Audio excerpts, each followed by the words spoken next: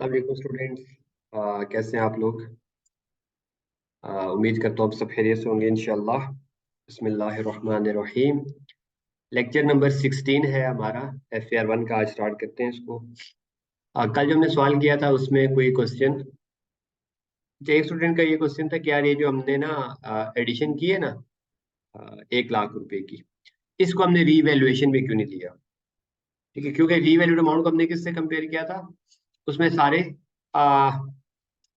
इसके अलावा हमने एसेट लिए थे ना, न्यू वाली के अलावा जो कैरिंग अमाउंट थी। तो इसका जवाब सिंपल सा ये है कि यार रीवैल्यूएशन हुई है साल के पहले दिन, 1 जनवरी। ठीक है, पहले दिन रीवैल्यूएशन हुई है 1 जनवरी को।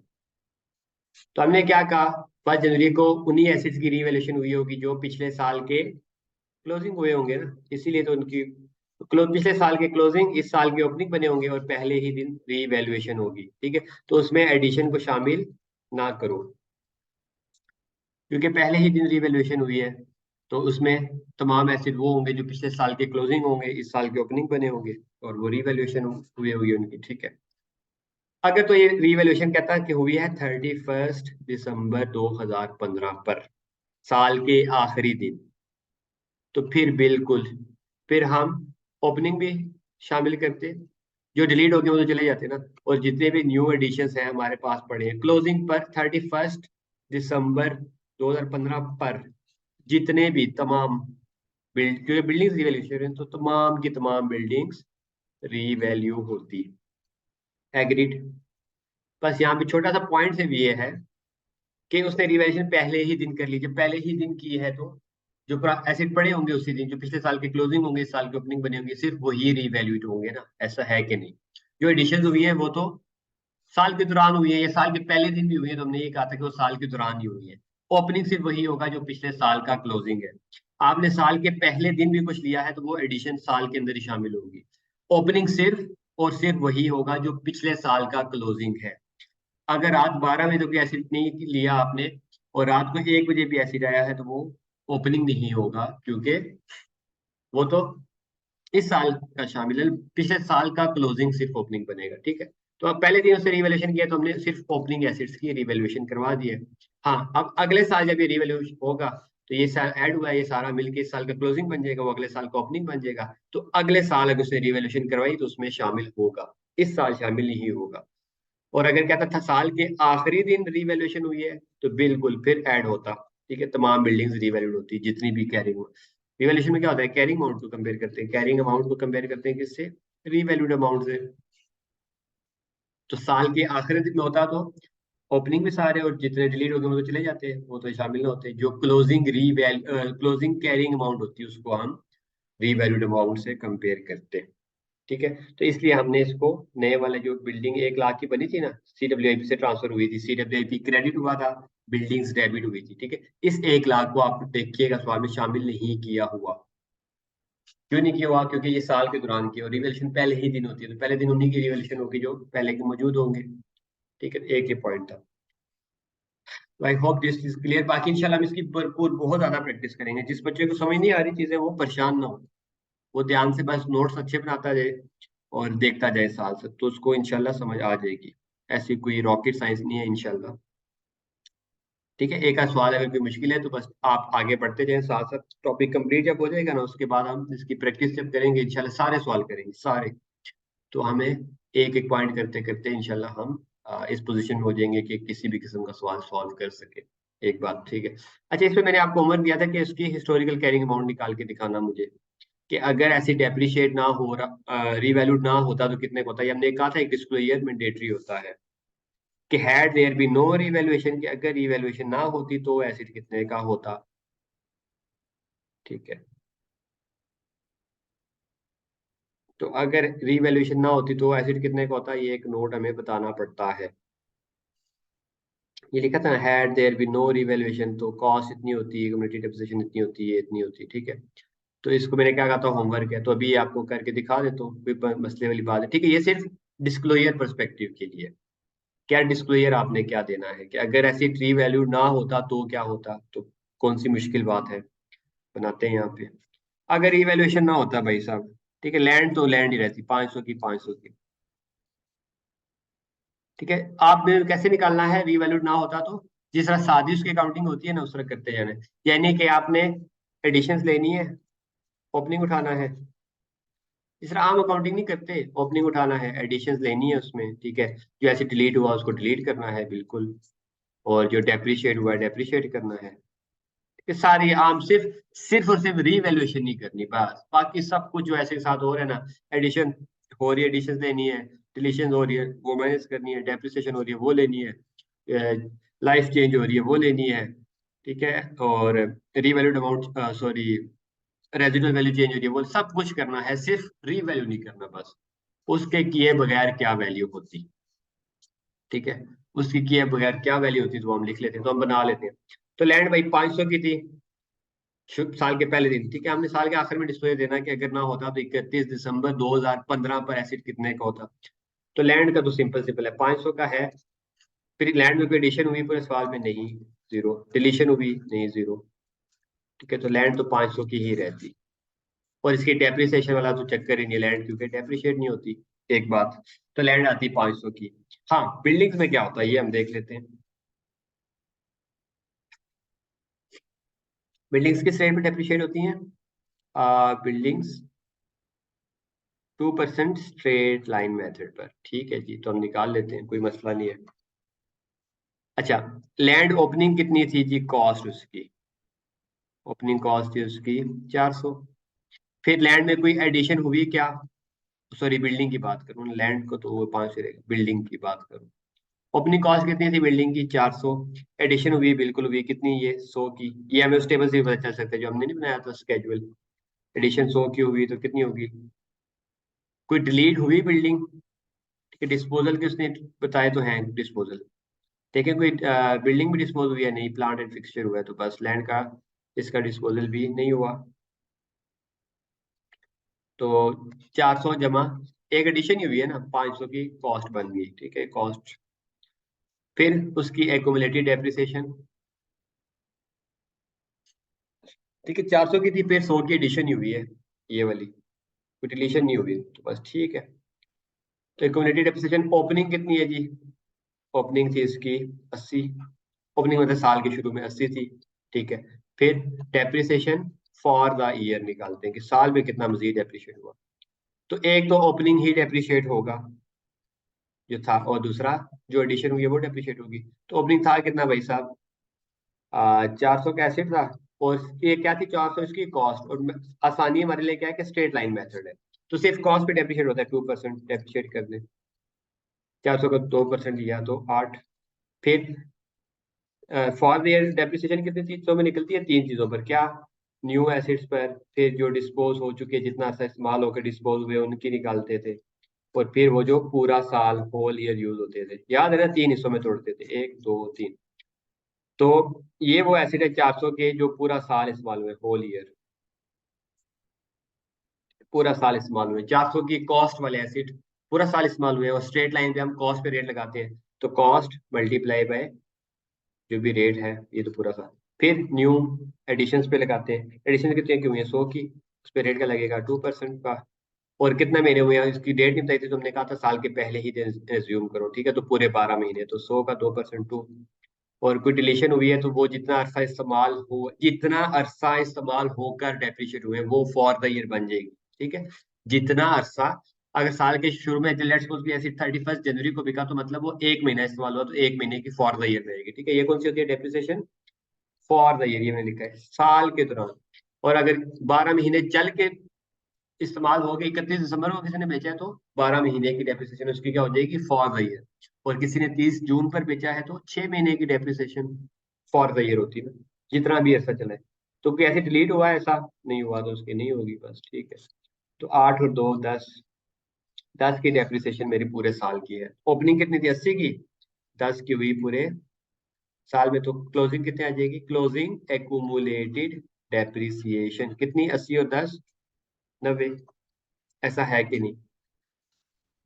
तो बस क्लोजिंग कैरिंग अमाउंट कितनी आती है टोटल, ठीक है, एसिड का क्लोजिंग माइनस एक्यूमुलेटेड डेप्रिसिएशन का क्लोजिंग, ठीक है। तो 500 ये तो हम कब की निकाले, 31 दिसंबर 15 की, ये बात याद रखिएगा। 31 दिसंबर 14 की नहीं निकाले, 14 तो ओपनिंग था। हमने नोट में क्या बताना है कि अगर साल के दौरान कोई रीवैल्यूएशन ना होती तो आज एसिड कितने का होता, यानी कि हिस्टोरिकल कैरिंग अमाउंट। और उसमें मैंने आपको क्या कहा था, सब कुछ एसिड के साथ करना है, एडिशन डिलीशन और ठीक है, एडिशन डिलीशन के अलावा डेप्रिसिएशन, और सारा कुछ करना है, चेंज इन एस्टिमेट सब कुछ। सिर्फ रीवैल्यूएशन ना करते तो कितने को, तो हमने कहा अच्छा, इसको रीवैल्यूएशन ना करते तो सीधी सीधी 500 की कॉस्ट आती है आपके पास क्लोजिंग, और क्लोजिंग की कुमुलेटिव डेप्रिसिएशन होती है 90 की। तो आपके पास कितना, 500 में से 90, 410 की बिल्डिंग होती और 500 की लैंड होती। ठीक है, 500 की लैंड होती है आपके पास और 410 की बिल्डिंग होती, तो यानी कि 910 रुपए के एसिड्स आपके पास होते। तो आइए देखें जरा सवाल में 910 बताया कि नहीं बताया। ये देखें, बिल्कुल ये डिस्प्ले में 910। ठीक है, हमने अलग अलग किया है, उन्होंने कंबाइन किया हुआ है। ठीक है, सबको कंबाइन किया हुआ है, तो इस रंग में दिखती है। ठीक है, इसमें आप जैसे भी किया, ये कैलकुलेशन कॉम्प्लेक्स है तो परेशान होने की जरूरत नहीं है, जिस तरह हमने मैंने किया ना अभी, कि सिर्फ रिवैल्यूएशन ना होती बाकी सब कुछ होता। तो यानी ओपनिंग था, फिर एडिशन हुई 100 रुपए की। ठीक है, 100 रुपए की एडिशन हुई, डिलीशन होती तो वो कर लेता, तो इसके बाद ही होता है। इसी तरह डेप्रिसिएशन फॉर द ईयर निकाल ली तो ये आ जाती। तो क्लोजिंग बिल्डिंग्स मेरी होती 410 की, लैंड मेरी है वही शुरू वाली 500, 500 जमा 410, 910, तो 910 इज आंसर। ठीक है, तो ये भी लाइन लिखनी होती है, ये डिस्क्लोजर का पार्ट है। अभी हम क्या सीख रहे हैं, बेसिकली डिस्क्लोजर्स, कि फाइनेंशियल स्टेटमेंट में चीजें कैसे डिस्क्लोज होंगी।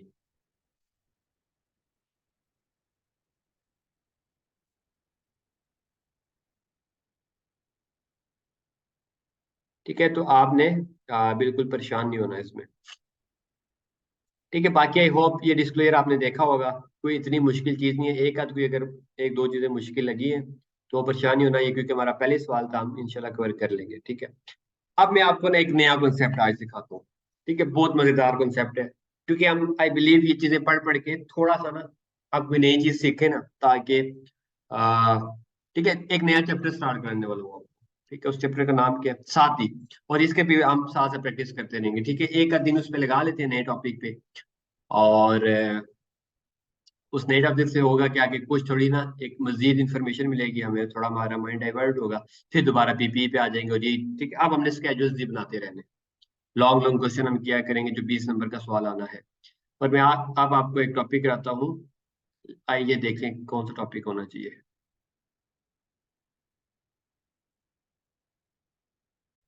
ठीक है जी, ये हमारे पास अभी हम कौन सा टॉपिक कर रहे हैं, चैप्टर नंबर 1 ही कर रहे हैं ना। तो अभी आपको करा देता हूँ मैं, एरर्स वाला भी नहीं कर सकते, नॉन करंट वाले भी मुख्तलिफ तरह के एसिड्स हैं, अ, वो भी नहीं कर सकते। हाँ, IE16 हम कर सकते हैं, जो IE16 स्टार्ट कर लेते हैं, ये वाला। और sorry, IE36 impairment of acids. ठीक है, ये एक नया स्टैंडर्ड हम स्टार्ट करते हैं, परेशान नहीं होना। और नोट्स बहुत ज्यादा अच्छे बनाए। ठीक है, जिसके पास बच्चे के पास रजिस्टर वगैरह नहीं है, वो एक काफी 400-500 वाला मोटा रजिस्टर परचेज करे मिनिमम। ठीक है, और उस पे आप साफ सुथरे नोट्स बनाए, क्योंकि notes are very very very important. ठीक है, और ये स्टैंडर्ड्स भी आप, मैंने आपको क्या कहा था, सिलेबस चेंज होने की वजह से ऐसे स्टैंडर्ड्स हैं जो आपको डेली लाइफ में यूज होंगे, फर्म में जाके या जैसे भी। तो आपको आने चाहिए, उनका अच्छा नॉलेज होना चाहिए, तो वो तभी होगा कि आपके पास नोट्स मेंटेन होंगे, क्योंकि हर चीज तो अपने माइंड में आप याद नहीं कर रख सकते ना, कुछ नोट्स बनाने। और पेपर के लिए भी नोट्स इतने फिट हों कि पेपर से 2-4 दिन पहले नोट्स खोल के, जो 4 दिन तो नहीं, वैसे मैं बात करूँ, जहरी बात, आपने तो पढ़ते रहने, मेहनत करते रहने, लेकिन जब आप नोट,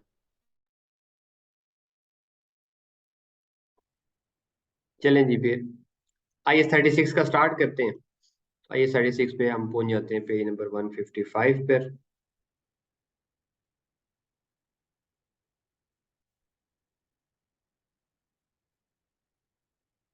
इम्पेयरमेंट ऑफ एसिड्स। ठीक है, एक नया स्टैंडर्ड है, और इसमें ना आपको पहले एक कहानी सुनाता हूँ।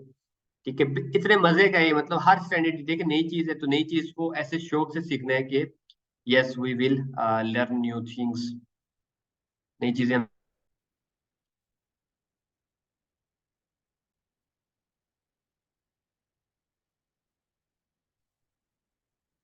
चलिए जी, I36 impairment, very interesting topic, let's start. ठीक है, इम्पेयरमेंट का वर्ड कभी आप लोगों ने पहले सुना है? मेरे ख्याल से तो आपके लिए बिल्कुल नया वर्ड है ये, इम्पेयरमेंट। ठीक है, इम्पेयरमेंट किस बला का नाम है, आइए हम बहुत डिटेल में स्टार्ट करते हैं इंशाल्लाह। ठीक है, बहुत ज्यादा इंटरेस्ट से करना है, बहुत मजे का टॉपिक है इम्पेयरमेंट। ठीक है, इम्पेयरमेंट एक अकाउंटिंग की इस्तेलाह है। इस अकाउंटिंग में होता है ना, एसेट लायबिलिटी, NRV एक होती थी चीज इन्वेंट्री में, याद है? चले, अच्छी बात याद आ गई इन्वेंट्री की। इन्वेंट्री में NRV, नेट रियलाइजेबल वैल्यू, याद है ना आपको? IS2 में पढ़ा था। उसकी इस्तेलाहें थी ना, डेप्रिसिएशन, ये भी अकाउंटिंग की क्या इस्तेलाह है? इम्पेयरमेंट अकाउंटिंग की इस्तेलाह है। अकाउंटिंग की एक जुबान का लफ्ज है इम्पेयरमेंट।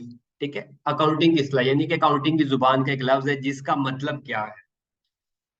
इम्पेयरमेंट का मतलब है कोई, जब कोई भी एसिड, ठीक है, जब कोई भी एसिड, आपके लेवल पे के लिए डेफिनेशन बना रहा हूँ खुद से ही, ठीक है, जब कोई भी एसिड अपनी किताबों में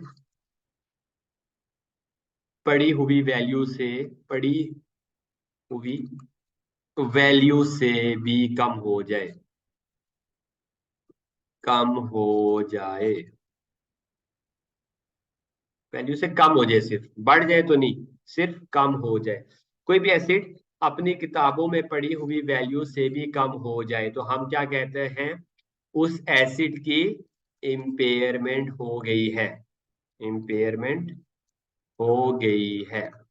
ठीक है, या वो एसिड इम्पेयर हो गया है।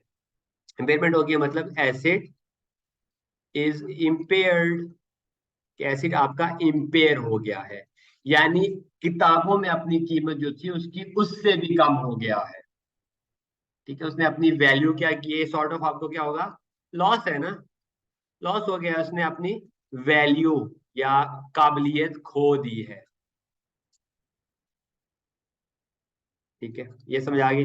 जिस तरह इन्वेंट्री की NRV होती थी, याद है आपको? एस्टिमेटेड सेलिंग प्राइस, मतलब इन्वेंट्री बुक्स में कॉस्ट पे आ रही होती थी और आखिरी दिन हम उसको कंपेयर करते थे lower of cost and NRV, याद है ना?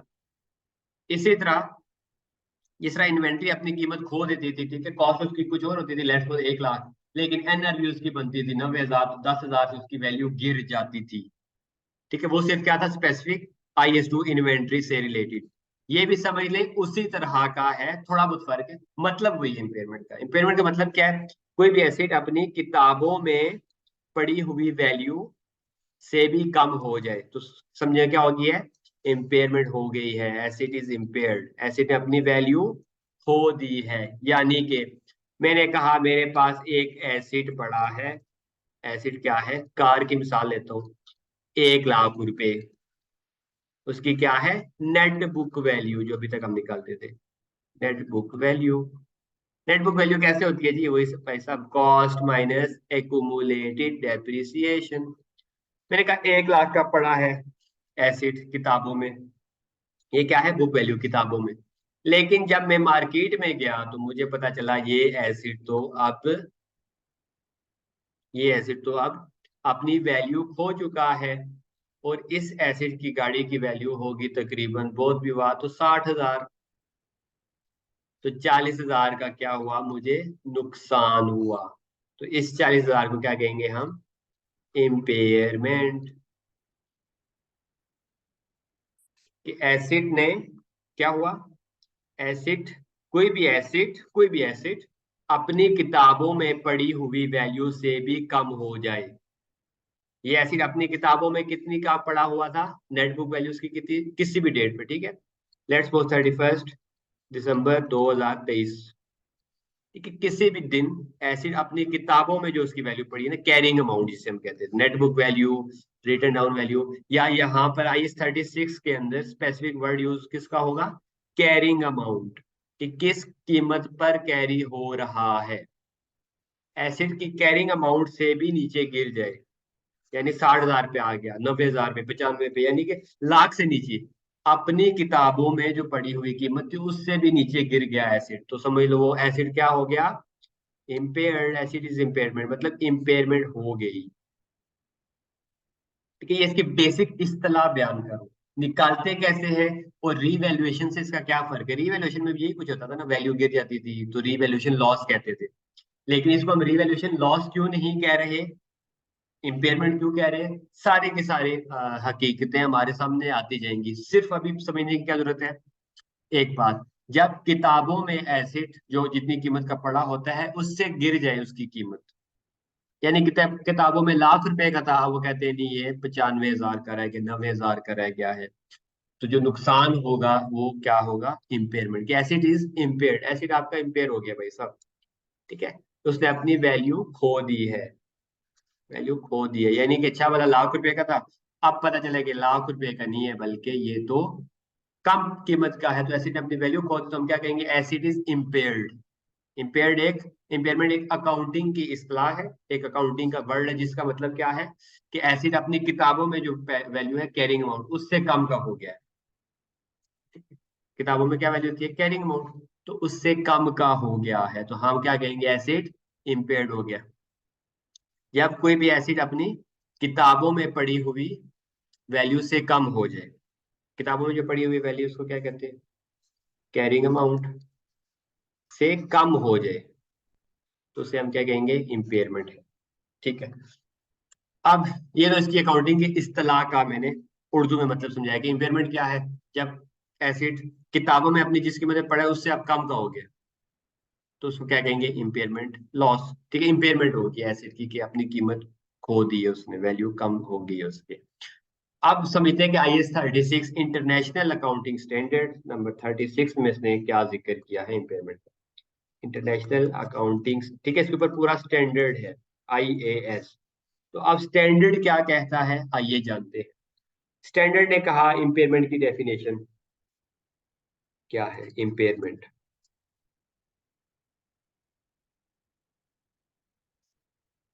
ठीक है, स्टैंडर्ड ने इम्पेयरमेंट के बारे में ये कहा है कि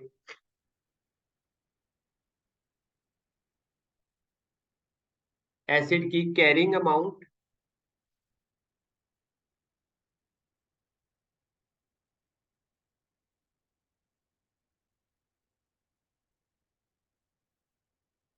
इज नाउ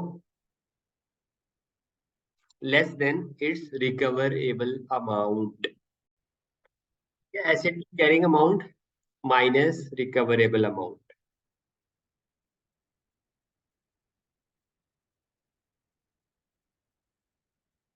ठीक है, इसका जो पॉजिटिव डिफरेंस है,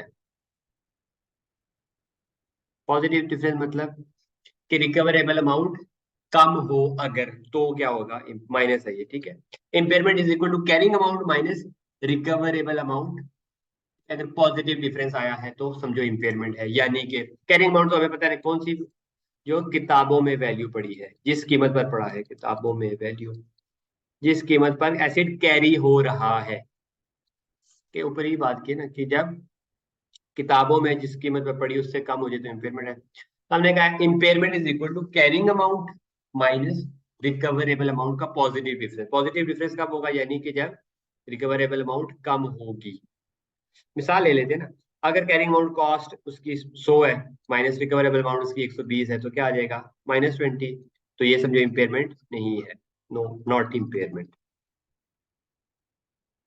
ठीक है, फिर इसके मैं कहता हूँ कैरिंग अमाउंट 100 है लेकिन उसकी अब वैल्यू 90 हो गई है, तो ये क्या है, +10 आएगा ना, तो ये समझो क्या है, इम्पेयरमेंट। इसी तरह तीसरी मिसाल, एसिड 200 का है और उसकी रिकवरेबल अमाउंट है 250, तो क्या आया, 200 में से -250 करें तो -50 आता है ना, तो ये नॉट इम्पेयरमेंट, ये इम्पेयरमेंट नहीं है। इम्पेयरमेंट क्या है, कैरिंग अमाउंट में से रिकवरेबल अमाउंट निकालो तो पॉजिटिव अगर भी फर्क है, यानी कि व्हेन, यहाँ पे ये short, when recoverable amount, recoverable amount is less than, ये भी बुकिश नॉलेज है, ये आपके लिए बड़ा ही इंपॉर्टेंट है, लेकिन साथ में अभी आपको एक कहानी सुना के इस बात को क्लियर करते हैं। When recoverable amount is less than carrying amount,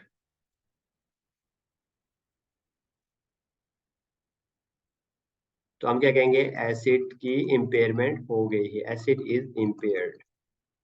कब? जब जिस कीमत पर किताबों में आ रहा था carrying amount, recoverable amount is less than, यानी किताबों में जो कीमत थी ना उससे कम रिकवरेबल अमाउंट होगी, तो एसिड इज इम्पेयर्ड। यानी carrying amount minus recoverable amount का पॉजिटिव डिफरेंस जो भी है वो इम्पेयरमेंट होगी।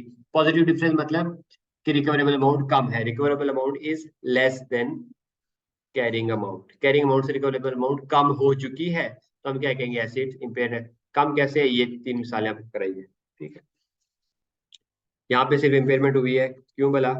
क्योंकि रिकवरेबल अमाउंट कम है, कैरिंग अमाउंट ज्यादा है, तो ये इम्पेयरमेंट है। यहाँ पे क्या लिखा है, recoverable amount is less than carrying amount, carrying amount 100 थी, अब ये 90 की है, तो यस 10 रुपए की पॉजिटिव डिफरेंस है, तो ये समझो इम्पेयरमेंट हो गई है।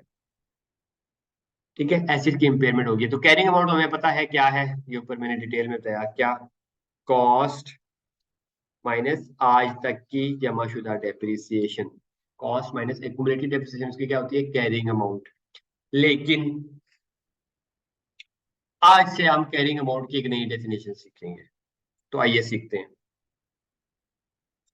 सबसे पहले तो आज तक हम क्या सीखते आए थे, क्योंकि अभी हमारा लेवल, हम क्योंकि हमने स्टार्ट ही किया था, तो हम कैरिंग अमाउंट को क्या सीखते आए थे,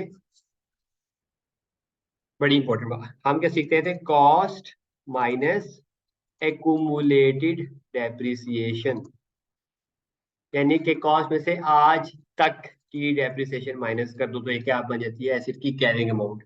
यहाँ तक तो हम बिल्कुल ठीक थे। अब इसमें कुछ होने जा रही है एडिशन, इसमें से फर्दर माइनस करते हैं एक्यूमुलेटेड, ये भी चीजें आप लिखते जाए नोट्स पे, समझ आ जाएगी इंशाल्लाह। एक्यूमुलेटेड इम्पेयरमेंट लॉस भी माइनस करते हैं, और इसके साथ हमेशा ब्रैकेट में लिखा होता है इफ एनी। ठीक है, एक्यूमुलेटेड डेप्रिसिएशन तो कंफर्म है, जब जब एसेट यूज होगा डेप्रिसिएट तो होगा ही होगा, लैंड के अलावा। ठीक है, गाड़ी, बिल्डिंग, मशीनरी, जो भी चीज है, तो एक्यूमुलेटेड डेप्रिसिएशन तो लाजमी है। एक्यूमुलेटेड इंपेयरमेंट लॉस के साथ ब्रैकेट में क्या लिखते हैं हमेशा, इफ एनी, अगर हुई तो। ठीक है, तो कैरिंग अमाउंट की क्या डेफिनेशन है, कॉस्ट माइनस एक्यूमुलेटेड डेप्रिसिएशन, ये तो कंफर्म है, आज तक हम यही पढ़ते हैं, minus accumulated impairment loss if any, के अगर कोई एक्यूमुलेटेड इम्पेयरमेंट लॉस हुआ इफ एनी, तो वो भी माइनस करेंगे, तो तब आपकी कैरिंग अमाउंट बनेगी। ठीक है, तो यहां तक तो हमें पता था। अब इम्पेयरमेंट को सीखने के लिए हमें पता चले क्या रिकवरेबल अमाउंट है क्या चीज, ये जिस बात हमने यहाँ पे जिक्र किया ना, तो आइए इसको भी देख लेते हैं, रिकवरेबल अमाउंट की तीसरी डेफिनेशन हमारी। पहली डेफिनेशन क्या हुई आज हमारी, नंबर 1, कि इम्पेयरमेंट क्या है, impairment is equal to carrying amount minus recoverable amount का पॉजिटिव डिफरेंस, यानी कि रिकवरेबल अमाउंट अगर एसिड की कैरिंग अमाउंट से कम हो जाए तो समझो इम्पेयरमेंट है। दूसरी बात क्या सीखी, कैरिंग अमाउंट क्या होती है, कॉस्ट माइनस एक्यूमुलेटेड डेप्रिसिएशन, यहाँ तक तो आज आज तक हम सीखते थे, लेकिन हमने कहा further minus accumulated impairment loss, आज तक का कोई इम्पेयरमेंट लॉस है तो वो भी निकाल दो इफ एनी, अगर है तो, ये बड़ी इंपॉर्टेंट बात, इफ एनी। फिर अब देखते हैं क्या ये रिकवरेबल अमाउंट किस बला का नाम है। ठीक है, नोट्स बनाते रहे साथ। रिकवरेबल अमाउंट, रिकवरेबल नाम से क्या पता चल रहा है कि एसिड से आपको रिकवर होगी। ठीक है, वो रकम या फायदा, वो फायदा, फायदा कह ले, रकम ना कहे, फायदा कह ले, फायदा जो आपको आपको एसिड से रिकवर होगा या एसिड से मिलेगा, से रिकवर होगा या मिलेगा, एसिड से, ठीक है, उसी एसिड से मिलेगा, उसको हम क्या कहेंगे, रिकवरेबल अमाउंट। ऐसा है कि नहीं? ठीक है, रिकवरेबल नाम से पता चल रहा है कि एसिड से मुझे कितना फायदा मिल जाएगा, वो क्या होगी, उसकी रिकवरेबल अमाउंट। जो फायदा, फायदा जो आपको एसिड से रिकवर होगा या मिलेगा, एसिड से जो फायदा मिलेगा उसको क्या कहते हैं, रिकवरेबल अमाउंट। तो वो फायदा दो तरह का हो सकता है, ऐसा है कि नहीं? या तो आज आप उसको सेल करके फायदा ले लें, आपकी गाड़ी है तो आप क्या कर सकते हैं, उसको आज ही बेच दें, एक बात, या उसको यूज करके फायदा उठाए ना, क्योंकि मैंने यहाँ पे क्या लिखा, फायदा जो आपको एसिड से मिलेगा। फायदा दो तरह से मिल सकता है, आज ही आप जाके एसिड बेच दें, सेल कर दें, तब भी आपको फायदा मिल जाएगा, पैसे मिल जाएंगे, या उसको यूज करें, तो यूज करके फिर eight the end of life, आखिर में बेचें। ठीक है, एंड ऑफ लाइफ पे डिस्पोज कर दे। इस तरह हम करते आए हैं कि हमने कहा यार 5 साल चलाएंगे तो कुछ फायदा ले लेते हैं और 5वें साल के तौर पे स्क्रैप के तौर पे बेच देंगे, तब भी फायदा हो सकता है। तो यानी कि रिकवरेबल अमाउंट क्या है? वो फायदा जो आपको एसिड से मिलना है, एसिड से रिकवर होगा, मिलेगा जो फायदा, उसको रिकवरेबल अमाउंट कहते हैं। और रिकवरेबल अमाउंट के हमने क्या कहा, या तो उसको अभी बेच दें, आज सेल कर दें, तब भी फायदा मिलेगा, या कुछ ऐसा यूज कर लें, या सारी जिंदगी यूज कर लें और एंड ऑफ लाइफ पे उसको क्या करें, at the end of life sell कर दें या डिस्पोजल कर दें, जो भी आप कहते हैं। तो ऐसे से दो तरह के फायदा आ सकते हैं, या तो उसको चला के फायदा ले लो या उसको आज ही बेच के फायदा ले लो। एग्रीड। तो स्टैंडर्ड ने यही डेफिनेशन की है। अच्छा, सेल करने में ना कुछ खर्चे भी आते हैं, जिस तरह हमने इन्वेंट्री के अंदर भी याद हो, estimated selling price minus expected cost to complete, expected cost to sell, ये सारा कुछ माइनस किया था। तो सेल में से भी, अच्छा सेल, और दो दो तरह के फायदे आ सकते हैं। अच्छा, अब इस फायदे में क्या हो सकता है कि आपको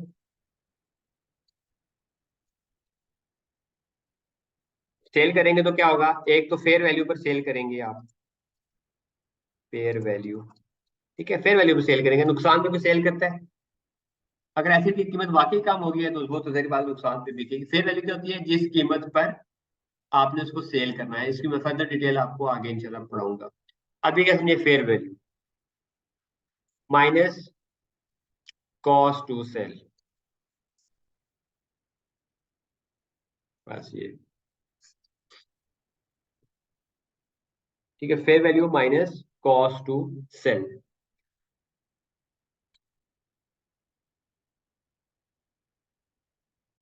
ठीक है, फेयर वैल्यू के बारे में थोड़ा सा बता देता हूँ आपको। फेयर वैल्यू वो होती है किसी भी एसिड की फेयर वैल्यू, ठीक है। अकाउंटिंग क्या कहती है कि फेयर वैल्यू क्या है? अकाउंटिंग कहती है कि फेयर वैल्यू किसी भी चीज की वो है जिसमें जब कोई भी टू अनरिलेटेड पार्टीज, अनरिलेटेड क्या होती है, आपस में रिश्तेदार ना हो, ठीक है, कोई जान पहचान ना हो, क्योंकि वो इन्फ्लुएंस कर सकते हैं ना।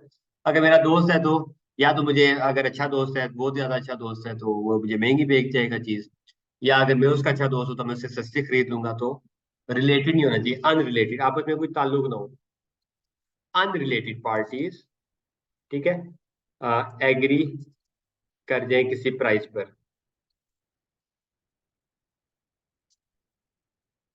टू अनरिलेटेड पार्टीज एग्री, ठीक है। यानी कि आप यहाँ से ये गाड़ी लेने, सेकंड हैंड गाड़ी आपने लेनी थी, उसकी फेयर वैल्यू निकालनी है, तो आप गए और उस बंदे को भी आप नहीं जानते, वो आपको नहीं जानता, ठीक है। एक मार्केट के अंदर आपने एक ट्रांजेक्शन, आपने कहा जी 10 लाख, उसने कहा नहीं 11 लाख, करते करते 10.5 लाख पे बात डन हो गई, ठीक है।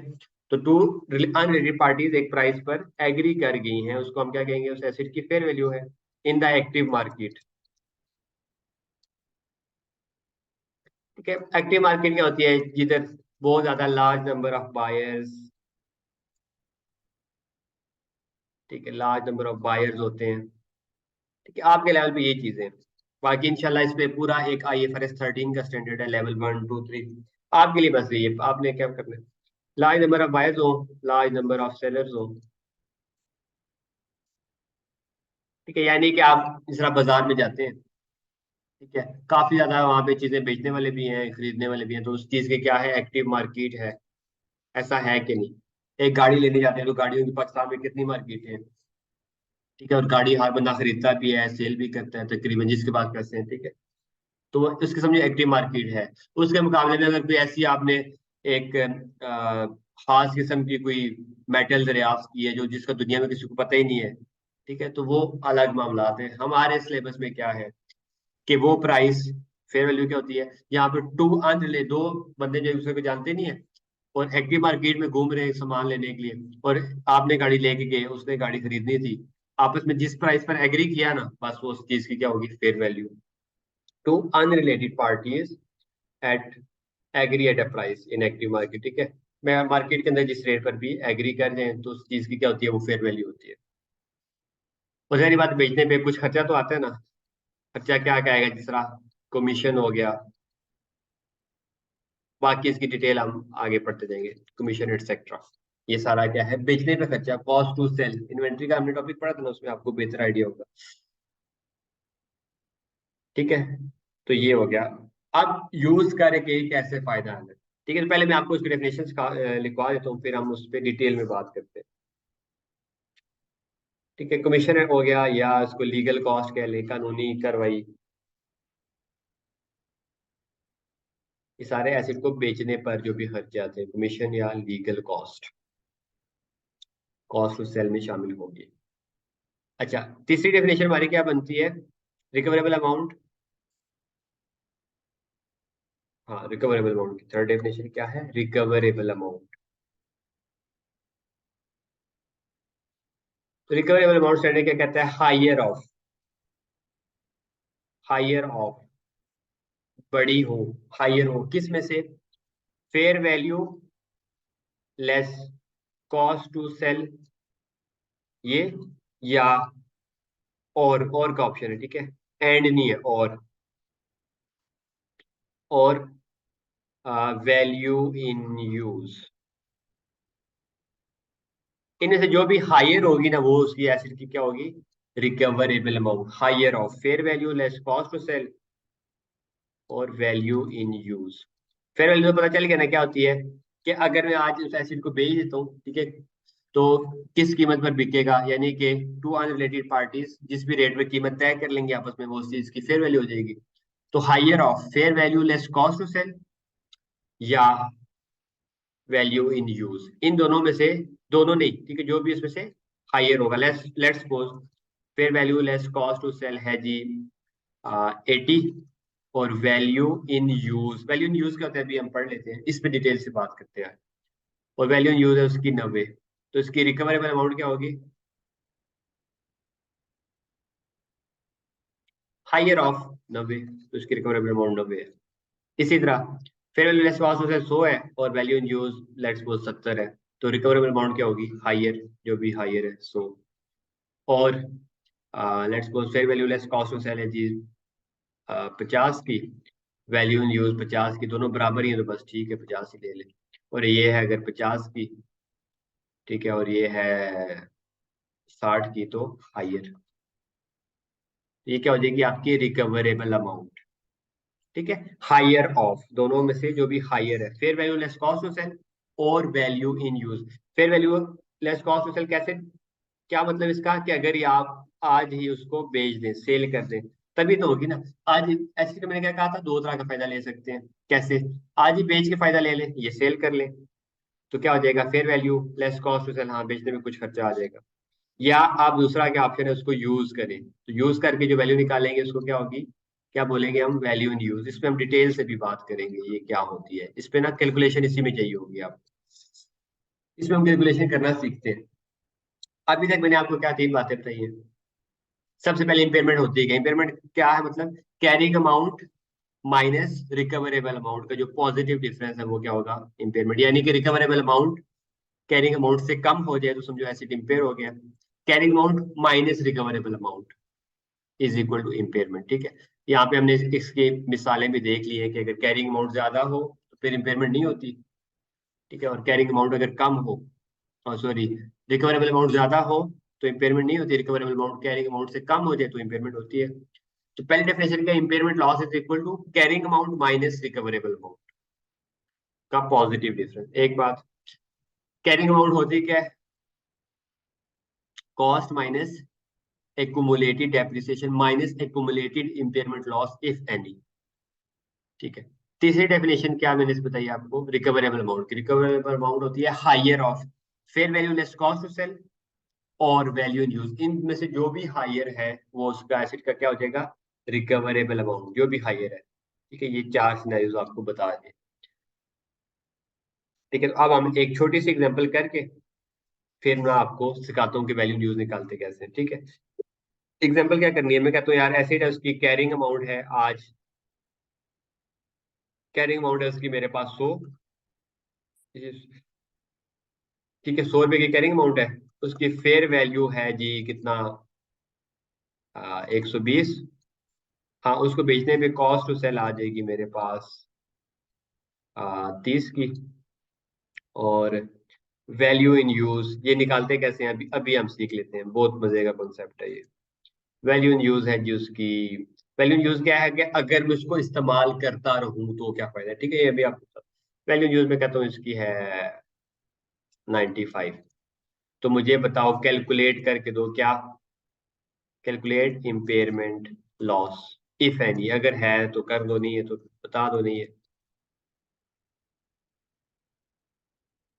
ठीक है, तो आपने क्या करना है, आपने सबसे पहले लिखना है क्या पढ़ा, इम्पेयरमेंट लॉस का फॉर्मूला क्या सर ने सिखाया था, impairment loss is equal to carrying amount,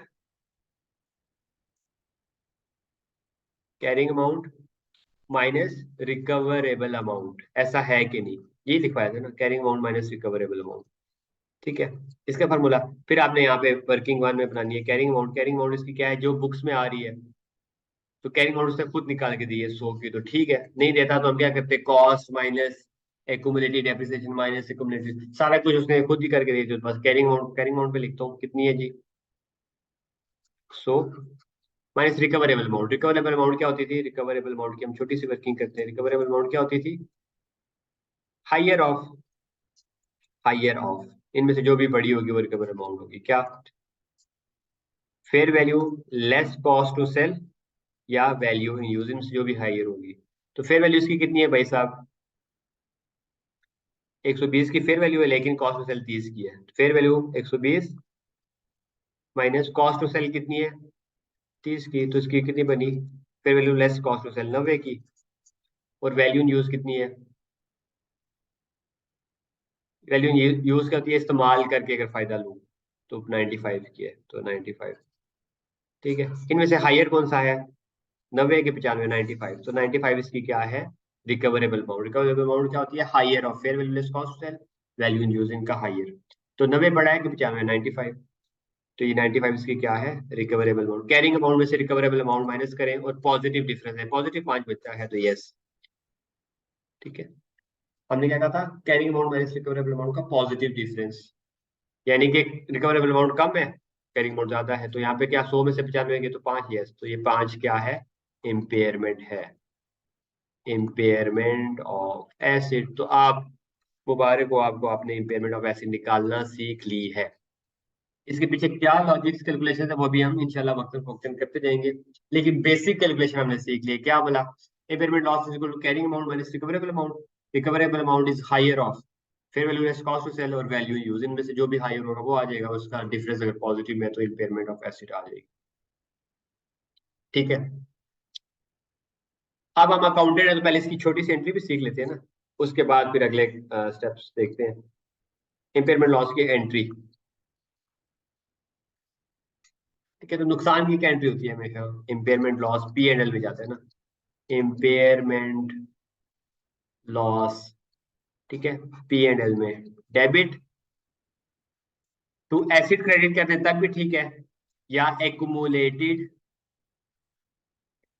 impairment loss, ये भी कॉन्ट्रा एसिड अकाउंट होता है, ठीक है, लॉस क्रेडिट, जिस तरह डेप्रिसिएशन की एंट्री होती है ना, हु बहू वही एंट्री है, सिर्फ नाम फर्क है। डेप्रिसिएशन भी क्या होती थी बताएं मुझे, डेप्रिसिएशन क्या होती थी, वैल्यू में कमी, ऐसा था कि नहीं, वैल्यू में कमी आ जाना यूज के साथ साथ, डेली वियर एंड टीयर,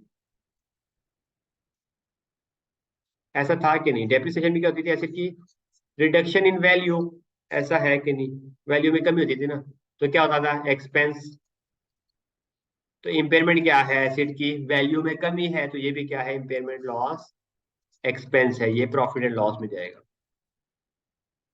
ठीक है, डेबिट टू एसिड क्रेडिट कर देता भी ठीक है, एक्यूमुलेटेड एक्यूमुलेटेड वो कर लेता भी ठीक है, क्यों बोला, जैसे डेप्रिसिएशन के क्या करते थे, डेप्रिसिएशन एक्सपेंस डेबिट, एसिड भी क्रेडिट कर सकते थे ना। फिर हमने कहा था नहीं, बेटर प्रेजेंटेशन क्या होती है कि डेप्रिसिएशन एक्सपेंस डेबिट हो लेकिन एक्यूमुलेटेड डेप्रिसिएशन क्रेडिट हो, और ये क्या था, कॉन्ट्रा एसिड अकाउंट था, ऐसा है कि नहीं, कॉन्ट्रा एसिड, यानी कि हम एसिड पूरा लिखते थे, फिर नीचे से यहाँ से एक्यूमुलेटेड डेप्रिसिएशन यहाँ पे माइनस करते थे, जो भी एसिड होता था इसमें से माइनस करके कैरिंग ऑन। तो हमने कहा बिल्कुल ये ठीक था, दोनों एंट्रियां करेक्ट है, ये भी ठीक है ये भी ठीक है, लेकिन बेटर प्रेजेंटेशन क्या है, ये वाली एंट्री सेकंड वाली। इसी तरह इम्पेयरमेंट लॉस की एंट्री आप क्या कर सकते हैं, impairment loss debit to asset भी क्रेडिट, क्योंकि एसिड में कमी है तब भी कर सकते हैं, वो भी ठीक है, लेकिन बेटर प्रेजेंटेशन ये है कि आप एक impairment loss debit to accumulated impairment loss credit कर दें, और ये भी कॉन्ट्रा एसिड है, यानी एसिड के नीचे यहाँ से आज के बाद क्या किया करेंगे हम, आज के बाद, ठीक है, जब हमारी 36 पढ़ चुके हैं ना, तो आज के बाद हम क्या किया करेंगे, acid minus accumulated depreciation minus accumulated impairment loss, जो कि हमने क्या कहा था, acid minus accumulated depreciation minus accumulated impairment loss, इसके बाद एसिड की नेट बुक वैल्यू आया करेगी, जिसे हम प्रेफरेबली आई 16 में क्या कहेंगे, आई 36 में कैरिंग अमाउंट, कि इस अमाउंट पर कैरी हो रहा है, बुक्स में आ रहा, ठीक है। तो ये मैंने आपको भी यही डेफिनेशन दिखाई है, क्या, acid cost minus accumulated depreciation minus accumulated impairment loss, ऐसा बताया कि नहीं बताया आपको, ऊपर देखें जरा,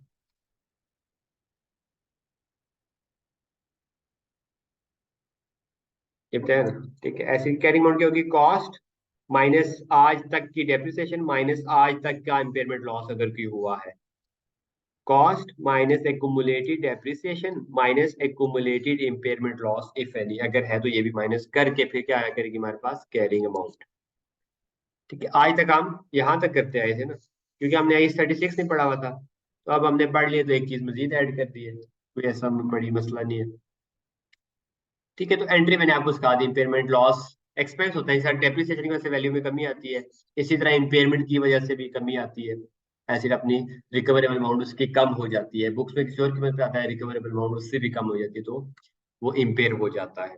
बाकी ठीक है, ये तो हम बेसिक बेसिक, बाकी इंशाल्लाह डिटेल में ना आपको इन डेप्थ नॉलेज हो जाएगी, लेकिन आज चूंकि पहले ही लेक्चर है तो इतना काफी है।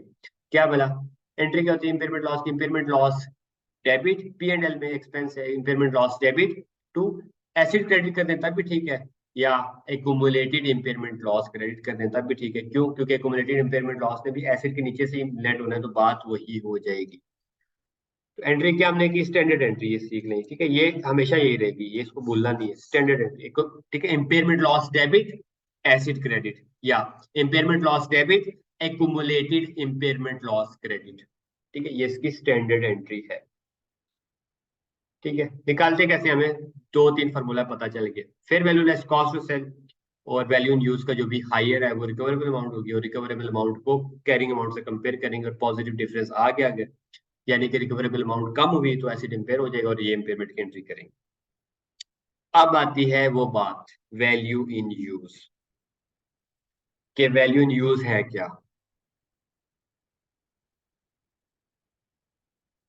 वैल्यू इन यूज, ठीक है, बड़ा ही इंपॉर्टेंट कॉन्सेप्ट है। वैल्यू इन यूज हमेशा वो इसको हम क्या लिख रहे हैं, VIU, ठीक है, वैल्यू इन यूज, कि वैल्यू इन यूज वो चीज है कि अगर हम एसिड को इस्तेमाल करते रहें, यूज, वैल्यू इन यूज, इस्तेमाल से कितनी वैल्यू आएगी, अगर हम एसिड, अगर एसिड को इस्तेमाल या यूज करते रहे,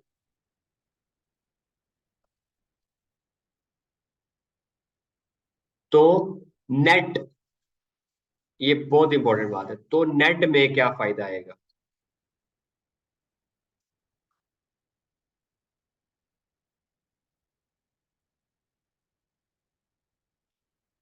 ठीक है, अगर हम एसिड को इस्तेमाल या यूज करते रहें तो नेट में क्या फायदा आएगा, इसे हम क्या कहते हैं, वैल्यू इन यूज, ठीक है। नेट मतलब कुछ देखें, आप एसिड को आप इस्तेमाल करेंगे, लेट्स सपोज गाड़ी है, गाड़ी को आप इस्तेमाल करेंगे तो आपको क्या होगा, फायदा आएगा ना, आपके किराए बचत हो रहे हैं, ये सारा कुछ, ये इसकी वजह से फायदा है, लेकिन आपको पेट्रोल भी डलवाना पड़ेगा, और उसकी मेंटेनेंस भी करानी पड़ेगी साथ साथ, ठीक है। तो यानी कि नेट में कितना फायदा होगा, उसको हमने, अगर हम एसिड को इस्तेमाल करते रहें तो नेट में क्या फायदा आएगा, पहले इसकी इंग्लिश वाली डेफिनेशन लिखते हैं और फिर उसके बाद ना इसको समझते हैं। इंग्लिश वाली डेफिनेशन क्या है जी, present value, value in use is equal to present value of net cash flows to be generated, जो भी नेट कैश फ्लो जनरेट होंगी, कैसे, from the future use of asset, आज तक जो फायदा ले चुके हैं वो ले चुके, ठीक है। From the future use of asset including it's carrying, including it's residual value.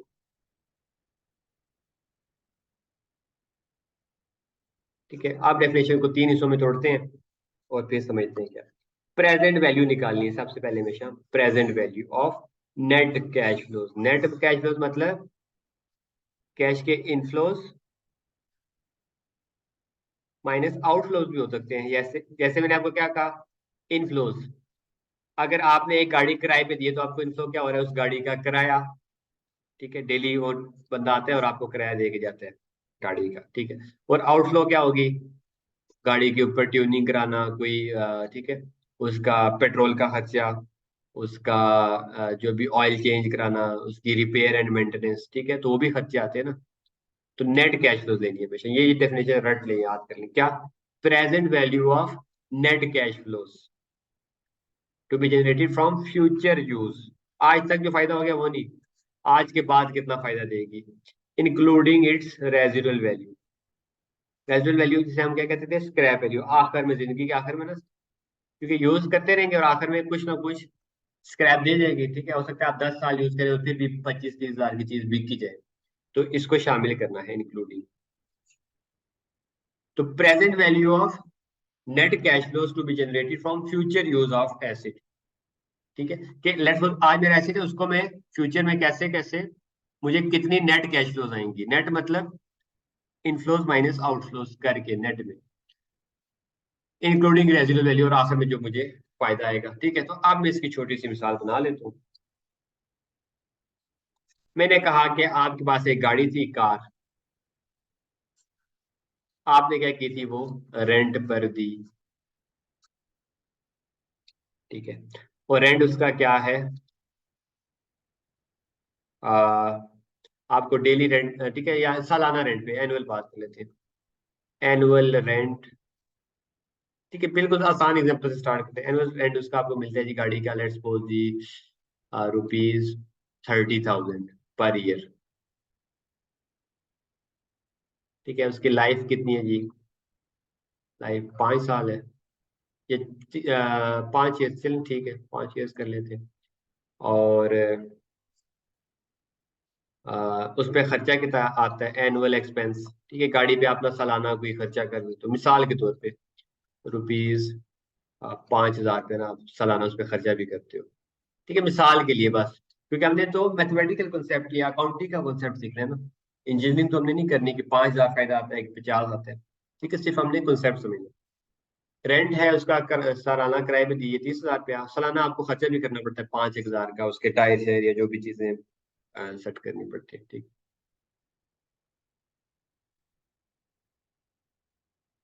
ठीक है, तो अब इसकी मुझे आप निकाल के बताएं क्या। और मैं आपको ना एक फर्दर चीज यहाँ पे सवाल में गिवन होगा, डिस्काउंट रेट मार्केट में चल रहा है 10%। आप मुझे निकाल के दिखाएं, कैलकुलेट वैल्यू इन यूज। और हाँ, 5 साल इसकी लाइफ है, आखिर में उसकी रेजिडेंट वैल्यू कितनी होगी जी। 5 साल इस्तेमाल करो और फिर भी ना आखिर में मुझे तुम पता है कितने की दे जाना गाड़ी, 20,000 की दे जाना।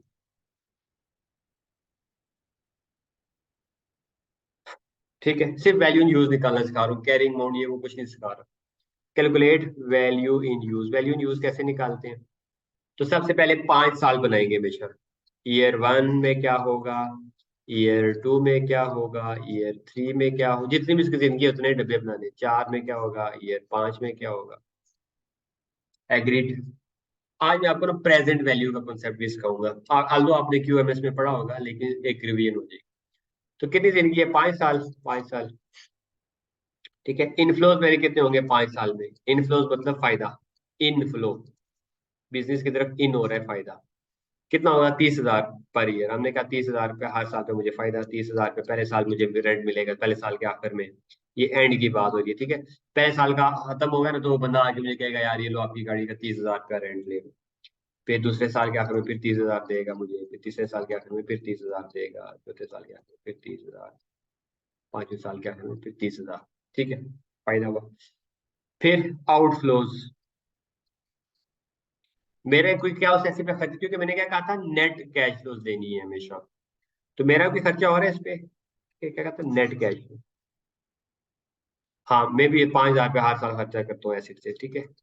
5,000 रुपये पहले साल खर्चा करूंगा, दूसरे साल फिर 5,000, तीसरे साल फिर 5,000, चौथे साल फिर 5,000, पांचवें साल फिर 5,000 खर्चा करूंगा।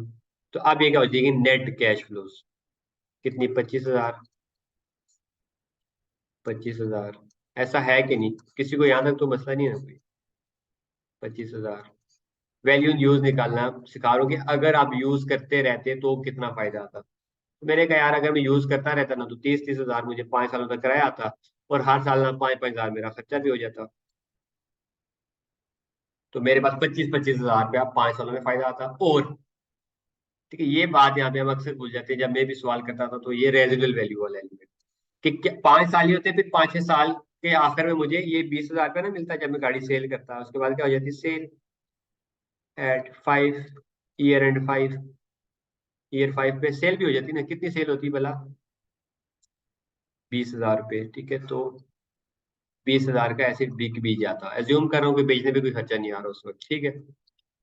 ये साल, पांचवे के साल के आखिर में 20,000 का बिक, ये तो 25,000 कैसे आ रहा है, यूज करके फायदा है। ये वाला फायदा किसका है, यूज के एसिड को मैं यूज कर रहा हूँ। पहले साल भी 25,000 का फायदा नेट में आना, 30,000 फायदा, लेकिन 5,000 का खर्चा हो जाता है तो 25,000। और करते करते 5 साल मेरा यूज का हो गया, फिर आखिरी साल सेल का भी हो गया। ये बात हमेशा याद रखनी है, बड़े ही पत्ते की बात है ये, ठीक है। कि यूज से जो फायदा, ठीक है, एसिड से क्या फायदा, आज ही बेच दूं तो ठीक है, वो क्या होगी, fair value less cost to sell. ये मैं निकाल रहा हूँ वैल्यू यूज के, एसिड को अगर मैं इस्तेमाल करता रहूं तो क्या होगा। तो मैंने कहा इस्तेमाल करता रहूं 5 साल जिंदगी, तो 5 साल इतना फायदा आएगा, और 5-6 साल के आखिर में बिकेगा भी तो सही, तो वो भी एक फायदा ही है ना, जितने का भी बिके, ठीक है। तो ये इतना मुझे फायदा आ जाएगा। तो ये क्या आ जाएंगे, नेट कैश फ्लोज, ठीक है, डेफिनेशन के अकॉर्डिंग हमने बनाई है ना। डेफिनेशन क्या थी भाई साहब, present value of net cash flows. तो हमने नेट कैश फ्लोज निकाल ली हर साल, नेट हमें पता है, हाँ ये क्या है, net cash flows, net cash flow निकाल ली, 25,000 25,000 25,000 हर साल, नेट, ठीक है। Net cash flows to be generated from future use, यानी कि आज के बाद का इस फायदा, ठीक है। जो पहले फायदा दे चुका है वो दे चुका है, उसकी परेशानी नहीं, आज के बाद वो क्या क्या फायदा देगा, ठीक है। फ्यूचर कैश फ्लोज की net including it's residual value या स्क्रैप, ठीक है। तो हमने लिख दिया बिल्कुल कि हाँ, ईयर पांचवे के साल के आखिर में, अपनी जिंदगी के आखिर में वो 20,000 का बिक जाएगा रेजिडुअल वैल्यू, तो उसको शामिल कर दिया। यहाँ तक हमारा सिर्फ अभी हमने क्या किया है, प्रेजेंट वैल्यू नहीं पड़ी, बाकी हमने क्या कहा, net cash flows to be generated from future use including scrap value, वो हमने लिख दिया। अब उसने क्या कहा है, उसकी प्रेजेंट वैल्यू, ये बड़ा important question, present value of net cash, future net cash flows कह रहे हैं, या net cash flows from the future use, present value of future net cash flows, तो उसकी प्रेजेंट वैल्यू निकालनी है, ठीक है। ये बात, बाकी हम सारा सवाल कर चुके हैं, सिर्फ ये बात नहीं देखी हमने, क्या, प्रेजेंट वैल्यू। तो प्रेजेंट वैल्यू निकालना आपको आता है कि नहीं, देख लेते हैं, कितना एक मुश्किल है प्रेजेंट वैल्यू निकालना, इज वेरी इजी, ठीक है जी। प्रेजेंट वैल्यू का कॉन्सेप्ट क्या है, प्रेजेंट वैल्यू का क्या कॉन्सेप्ट होता है कि आज के दिन क्या है, ठीक है। आज प्रेजेंट वैल्यू है, आज, आज की वैल्यू, प्रेजेंट वैल्यू क्या है, आज की वैल्यू। तो क्या ये 25,000 का इनफ्लो मुझे आज होना है, नहीं, बल्कि क्या मैंने कहा था, ईयर एंड, एंड के, ईयर वन के एंड के ऊपर, ठीक है।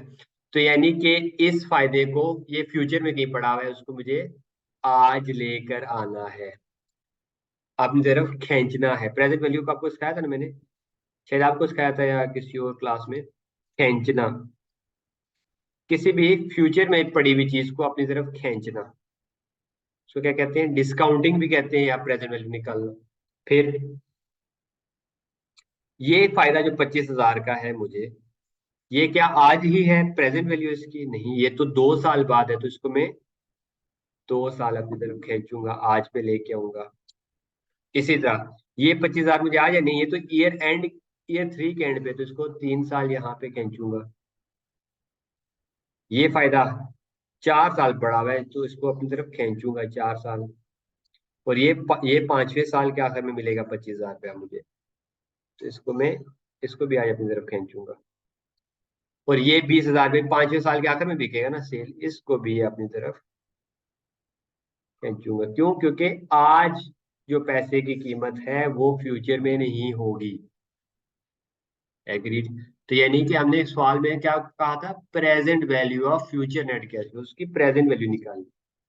तो प्रेजेंट वैल्यू हम कैसे निकालते हैं, जिस भी जगह पर चीज पड़ी होती है उसको अपनी तरफ खींच लेते हैं कि यार क्या वैल्यू होगी, ये इधर पड़ा हुआ है, ये दूसरे साल के आखिर में, ठीक है। इन सब को, इसको 3 साल इधर खींचेंगे, इसको 4 साल, इसको 5 साल इधर खींचेंगे, इसको भी 5 साल अपनी तरफ खींचेंगे। खींचने के लिए क्या हम फॉर्मूला में कहा हुआ था, प्रेजेंट वैल्यू करने का फॉर्मूला, प्रेजेंट वैल्यू का क्या, वन, जो भी पेमेंट प्रेजेंट वैल्यू करनी है कैश फ्लो, जो भी आपने प्रेजेंट वैल्यू करनी है कैश फ्लो लेंगे, उसको क्या करेंगे, multiply by what, cash flow multiply by what, present value factor, present value का फैक्टर निकालें, उससे मल्टीप्लाई करें, ठीक है। और वो हमने क्या कहा था, कैश फ्लो।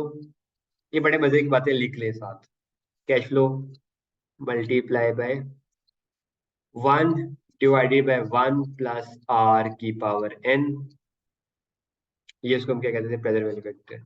या इसको इस तरह भी लिख सकते हैं, और 1 + r⁻n, ठीक है। या तो उसको क्या करें, 1 / 1 + r⁻n करें, या और 1 + r, n नीचे से ऊपर जाएगा तो नीचे ये प्लस है तो ऊपर जाके माइनस हो जाएगा, तो -n करें, ठीक है। सिंपल मैथ्स है ना। Present value is equal to cash flow, जो भी कैश फ्लो है जिसको अपनी तरफ खींचना है, multiply by present value factor. Present value factor क्या है, 1 / 1 + r⁻n। और अगर आप 1 से डिवाइड नहीं करना चाहते तो 1 + r लिखे और ऊपर माइनस में साइन डाल दें, बात सेम ही है, क्योंकि नीचे अगर प्लस है तो ऊपर जाके माइनस हो जाएगा, बात सेम ही है, ठीक है। अब इसमें r क्या होता है, हमेशा r is equal to rate, हमेशा रेट होगा, और n होता है टर्म्स, ये बात याद रखनी है, टर्म। हमारे तरफ ज्यादातर सवालों में हमेशा टर्म क्या होगी, एनुअल टर्म, साल, ठीक है, साल, ईयर होगा, ठीक है। लेकिन ये डिफरेंट भी हो सकती है टर्म, ठीक है, क्वार्टरली भी हो सकती है, और क्या हो सकती है, 6 मंथली भी हो सकती है, हाफ ईयरली, ठीक है। बहरहाल इस कॉम्प्लेक्सिटी में नहीं पढ़ते अभी, कॉम्प्लेक्सिटी नहीं है, ये बहुत सिंप्लिसिटी है, मेरे ख्याल में मैंने किसी टॉपिक में कराया शायद आपको, इनमें, हाँ, डेप्रिसिएशन वाले टॉपिक में ना, जब वो हमने एक शॉर्टकट सीखे थे, लेकिन दोबारा करा दूंगा। लेकिन हमारे लिए क्या रेलिवेंट है, हमेशा साल ही होगा, हुआ करेगा, नंबर ऑफ ईयर्स। असल में एंड टर्म को कहते हैं, मुद्दत, हमारे सालों में साल ही हुआ करेगा। क्वार्टरली भी हो, इस तरह मैं आपको एक सवाल करा दूंगा, क्वार्टरली हो तो क्या करेंगे, ये क्या होगा। तो हमारे लिए यहाँ पे इसमें क्या है, आर हमेशा क्या होगा, रेट, एन क्या है, नंबर ऑफ ईयर्स या नंबर ऑफ टर्म वैसे कहना चाहिए। तो प्रेजेंट वैल्यू कैसे होती है, cash flow multiply by present value factor. Present value factor क्या होती है, 1 / 1 + r⁴n, या 1 + r⁻n, बात तो सेम ही है, ठीक है। तो इस पर हमने इसको क्या करना है, प्रेजेंट मल्टीप्लाई कर लेते हैं कैश फ्लो को, तो वो उसकी प्रेजेंट वैल्यू निकल आती है, ठीक है। तो पहले साल की प्रेजेंट वैल्यू कैसे निकलेगी, रेट क्या है, हमें रेट पर देखना है, रेट कितना गिवन है, ये रेट 10%। ये आगे इंशाल्लाह ना आप MFA का सब्जेक्ट, उसमें रेट निकालना भी हम सीखेंगे, ठीक है। उसके अलावा FR1, FR2, ITA, टैक्स, जो भी सब्जेक्ट है, रेट बस हमें गिवन होगा, बस प्लेट में पड़ा होगा, हमने उठा के फॉर्मूले में लगाने, बस खत्म। तो ठीक है जी, पहले क्या है जी, 25,000 रुपया, उसको मैंने, 25,000 है पहले साल का, उसको मैंने कितना तो खेलना है इधर अपनी तरफ, 1 + r, r क्या है मेरा रेट, कितना है, 5% की पावर n, ठीक है। अब 1 / 1 प्लस नहीं लिख रहा, ये वाला लिख रहा हूँ मैं, 1 + r⁻n, तो माइनस कितना, ये एक साल दूर है तो इसको एक साल कहते हैं, ठीक है। फिर दूसरी कैश फ्लो मेरी कितनी है, वो भी 25,000 की है, वो कितना दूर पड़ी है, 1 + r रेट 5% -n, अब वो 2 साल दूर पड़ी है ना, ईयर 2 के आखिर में पड़ी है ना, तो इसको 2 साल तक खींचना है, n क्या हो जाएगा, 2 ईयर्स। फिर तीसरे साल वाली कैश फ्लो कितनी है, ईयर 3 वाली, ईयर 1, ये पहले साल के आखिर में उसको एक साल खींचना है, ये 25,000 है, 1 + r⁻n, r कितना है, वही रेट, माइनस, इसको 3 साल तक खींचना तो -3, ठीक है, क्योंकि मैं आज यहाँ पे खड़ा हूँ ना, और ये पेमेंट कितनी है, 1 साल बाद, 2 साल बाद, 3 साल के बाद पड़ी है, तो इसको मैंने 3 साल इधर अपनी तरफ धकेलना है, खींचना है बल्कि। ठीक है, तो माइनस ये सीध रहा 25,000 इंटू 1 + r की पावर -4, इसको 4 से इधर खींचना है, और इस 25,000 को 1 + r की पावर -n। ठीक है, इसको 5 साल इधर खींचना, तो 5 साल इधर खींच लूंगा, और फिर आखिर में 20,000 की तो मिल रही है ना, जो वैसे ही मैंने सेल करना है, वो भी 5वें साल के आखिर में, तो 1 + r की पावर -n, तो वो भी 5 साल इधर खींच लूंगा।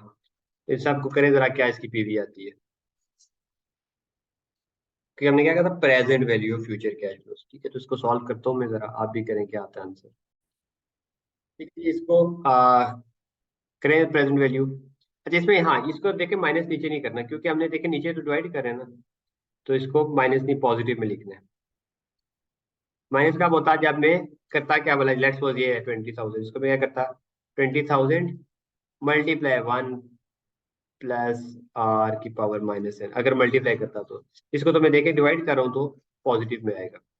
ठीक है, इन सबको जरा आप करें प्रेजेंट वैल्यू। इसकी की है तो ये आई है, इसको 2 साल इधर खींचे तो ये है, इसको 3 साल खींचे तो ये है, इस 25,000 को 4 साल खींचे तो ये है, इस 25,000 को 5 साल खींचे तो ये, इस 20,000 को 5 साल खींचे तो ये।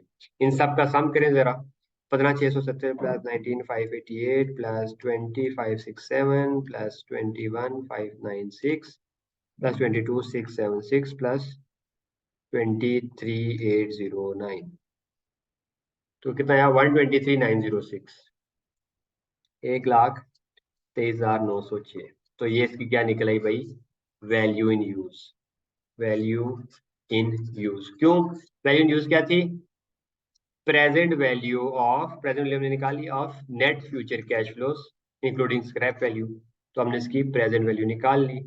हमने कहा एसिड है, हर साल इतना इतना फायदा देगा, इनफ्लोज इतने इतने फायदे आएंगे, लेकिन कुछ खर्चा भी तो करना पड़ेगा, तो वो भी किया। तो और आखिर में स्क्रैप वैल्यू भी उसकी आई 20,000 रुपया। उन सबको क्या किया, प्रेजेंट वैल्यू किया, यानी प्रेजेंट वैल्यू कहते हैं अपनी तरफ खींचना। इसको मैंने अपनी, ठीक है, प्रेजेंट वैल्यू का फॉर्मूला आपको सिखा दिया है, इसको मैंने अपनी तरफ खींचा, 1 साल, इसको 2 साल, इसको 3 साल, इसको 4 साल, इसको 5 साल, इसको भी 5 साल, अपनी तरफ जब खींचा, इन सब का सम किया, तो मेरे पास क्या है भाई साहब, 123,906, ये इसकी क्या है, वैल्यू इन यूज।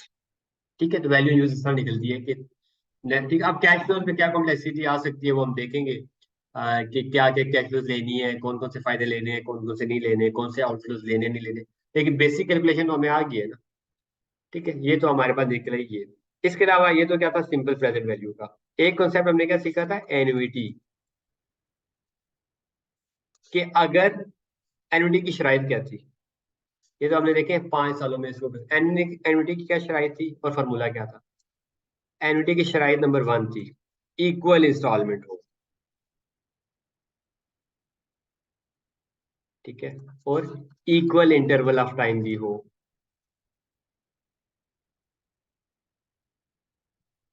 ये शॉर्टकट है, इक्वल इंस्टॉलमेंट हो, यानी कि देखें हर साल क्या है, 25,000, 25,000, 25,000, 25,000, 25,000, हर साल इक्वल इंस्टॉलमेंट, तो यानी कि पहली शर्त तो ये पूरी उतर गई। ठीक है, इक्वल इंस्टॉलमेंट और इक्वल इंटरवल ऑफ टाइम, यानी कि इक्वल इंटरवल हो, ये भी क्या था, 1 साल का था, 1 साल, फिर ये भी साल, फिर ये भी साल, फिर ये भी साल। ठीक है, फिर 1 साल बाद ये भी इक्वल इंटरवल, बराबर टाइम के। पहले साल में क्या मिलेगी, पहले साल के बाद दूसरी क्या होगी, 1 साल मजीद गुजरेगा, तीसरी 1 साल मजीद गुजरेगा, चौथी 1 साल, यानी एक एक साल का गैप बराबर। ठीक है, 1 साल, दो, फिर 1 साल, फिर 1 साल बाद, फिर 1 साल, यानी कि इंटरवल भी बराबर। ये नहीं है कि पहली साल बाद मिल रही है, दूसरी 3 महीनों बाद मिल रही है, तीसरी 6 महीनों बाद मिली, ऐसे नहीं, इक्वल इंटरवल ऑफ टाइम, साल साल साल साल बाद। तो ये दो शायद पूरी होगी, equal instalments, equal interval of time, और डेफिनेट यूज, डेफिनेट इंटरवल्स हो, डेफिनेट टाइम, यानी कि पता है इसमें कितना है, 5 साल, ये नहीं कि इनडेफिनेट ना हो, ये नहीं कि ताहयात मिलते रहेंगे, वो परपेचुटी एक कॉन्सेप्ट है, वो हम बाद में अगर कहीं समझे तो पड़ेंगे। एनुटी का होता है डेफिनेट टाइम। अब इसमें डेफिनेट था ना, 5 साल, 50 साल, 100 साल, 200 साल, 500 साल, एक लिमिट तो है ना, इतने साल। अगर वो ये नहीं कहे नहीं, ताहयात ता क़यामत चलती रहेगी, तो फिर उस पे ये फार्मूला फेल हो जाएगा। ठीक है, तो ये तीनों कंडीशंस मस्ट है, मस्ट। ये भी, ये एंड है इनमें, ठीक है, और कंडीशन नहीं, एंड कंडीशन क्या होती है कि सारी फुलफिल हो। इक्वल इंस्टॉलमेंट्स हो, हमारे केस में है 15-15, 25-25 हजार। इक्वल इंटरवल ऑफ टाइम हो, हाँ, साल साल साल बाद। और डेफिनेट टाइम हो, 5-10 साल, 15, तुम्हारे में 5 साल है। तो इस पे हम क्या कर सकते हैं, एन्युटी का फैक्टर लगा सकते हैं। एन्युटी फैक्टर क्या होती है, कैश फ्लोज, ऊपर हम क्या करते थे, प्रेजेंट वैल्यू की, सिंपल प्रेजेंट वैल्यू के लिए cash flows multiply present value factor. इसमें हम निकालते हैं cash flows multiply annuity factor, क्योंकि उसने तीनों कंडीशन फुलफिल की हैं, इक्वल इंस्टॉलमेंट भी है, इक्वल इंटरवल ऑफ टाइम भी है, और डेफिनेटली लाइफ भी है। तो एन्युटी फैक्टर लगाना कौन सा मुश्किल है। एन्युटी फैक्टर क्या है, is equal to 1 - 1 divided by 1 + r⁴ n/r, ऐसे लिख लें, या 1 - 1 + r⁻n/r।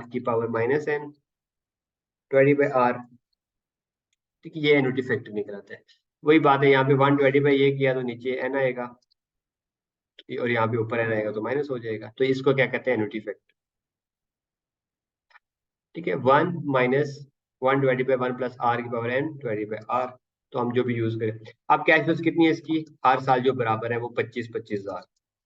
तो 25 हजार पे आई है, multiply annuity factor. Annuity factor क्या है, 1 - 1 डिवाइडेड बाय 1 + r। रेट क्या है, 5% की पावर n। n कितना है, 5 साल है यहाँ पे। अच्छा, नीचे लिखना है तो पॉजिटिव लिखना है ना, 5 / r, नीचे r क्या है, रेट 5%। तो इसको करें जरा, पीवी क्या आती है, सेम ही आनी चाहिए, थोड़ा सा फर्क आएगा, कैसे बोला। ठीक है, 1 / 1 +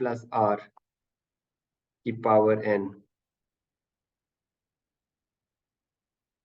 फिर 1 में से ये माइनस करेंगे, डिवाइडेड बाय 5%, मल्टीप्लाई बाय 25 हजार। ये आएगा आपके पास 1,08,236। क्यों, क्योंकि हमने 25 हजार पे इंस्टॉलमेंट लिए। ये तो क्या थी, यूज भी थी ना, तो क्या यूज के अलावा सेल होके नहीं मिलेंगे, सेल वाले पैसे भी मिलेंगे, लेकिन वो एक ही टर्म है, तो उसको हम पीवी नहीं कर सकते, तो उसको हम एन्युटी नहीं कर सकते, क्योंकि एक इंस्टॉलमेंट है, तो वो कितनी है, 20 हजार पे अलग से पड़ी है ना सेल की, उसको हम 5 साल पे इधर। तो 1 + r⁴n, एन कितने 5 साल बाद पड़ी है ना, तो उसको 5 साल अपनी तरफ खींच लेंगे, कि ये सेल वाले भी तो ऐड करने हैं पैसे। तो सेल वाले पैसे ऐड करें जरा, 20 हजार डिवाइडेड बाय 1.05 की पावर 5, ये बनेगा 15,670। ठीक है, यूज, ये तो equal instalment, equal interval of time क्या था, डेफिनेट पीरियड, तो उसको हमने क्या किया, एक ही फैक्टर में बजाय इसके क्या हम क्या करते, ऊपर हमने क्या किया था, 5 सालों में अलग अलग खींचा। तो इसमें हमने इसको इकट्ठा ही एक गाड़ी में बिठाया जी, सारे आप इकट्ठे यहाँ पे पहुंचो। ये 20 हजार वाले अलग से पड़े हैं भाई साहब, इनको 5 साल पे ना अलग से मैं एक गाड़ी कराता हूँ और उनको भी यहाँ पे ले आता हूँ। तो आज सारे इकट्ठे हो गए, इन दोनों को सम करें तो 108,236। तो 123,906, 123,906, ये इसकी क्या है, प्रेजेंट वैल्यू, जिसे हम क्या कहते थे, वैल्यू इन यूज। 123,906, ऊपर भी हमने निकाला है, तो क्या 123,9, यानी कि जवाब बराबर आएगा, सिर्फ हमने एन्युटी फैक्टर का सहारा लिया, क्योंकि इक्वल इंस्टॉलमेंट थी हर साल, और इक्वल इंटरवल ऑफ टाइम के बाद थी, तो हमने ये जो 5 इंस्टॉलमेंट थी ना, 25 हजार वाली 5 इंस्टॉलमेंट, इनको एक गाड़ी में बिठा के इधर आप इधर पहुंचो, प्रेजेंट वैल्यू हो जाओ। ये 20 हजार वाली अलग से थी, तो इसको हमने 5 साल अलग से खींच के अपनी तरफ कर लिया। तो इन दोनों का सम करें तो वही प्रेजेंट वैल्यू आ जाती है। सो आई होप एन्युटी का कॉन्सेप्ट भी साथ में क्लियर हो गया। ठीक है, तो आपको वैल्यू यूज निकालना आ गई, फेयर वैल्यू आपको गिवन होगी, लेस कॉस्ट टू सेल जो बताएगा, fair value less cost to sell वो आ जाएगी।